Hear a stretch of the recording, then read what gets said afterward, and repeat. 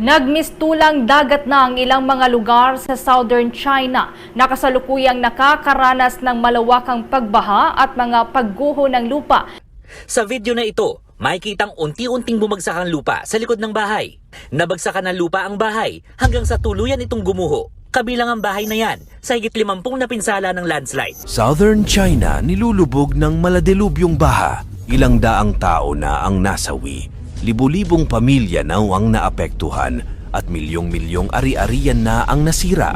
Mahigit 40 plus na ang mga nasawi dahil sa pagbaha at paglandslide sa Guangdong Province. Nanawagan naman ang Chinese leader na si Xi Jinping nitong Martes na gawin ang lahat ng makakaya para mapangalagaan ang buhay at mga ari-arian, kamalasan o karma. Bakit ito nangyayari ngayon sa China? Ilang buwan nang nilulubog ng matinding ulan at pagbaha ang China. Pagpatak lamang ng taong ito, sunod-sunod na ang ulan at delubyo na lumulunod sa China.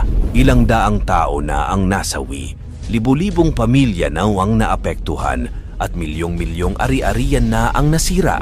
Mahigit 40 plus na ang mga nasawi dahil sa pagbaha at paglandslide sa Guangdong Province. Ang pangyayaring ito ay tinaguriang once-in-a-century flood sa lugar, partikular na sa Meizhou City. Ang syudad na ito ay tahanan ng mahigit 3.8 million katao. Nagsimula ang once-in-a-century na pagulan noon lamang 1 linggo at mula noon, hindi na tumigil pa at lumalala lamang ang sitwasyon. Patuloy na inaayos ang mga apektadong lugar. Ngayon, nasa 9,000 na mga kabahayan pa ang wala pa ring kuryente dahil sa insidente.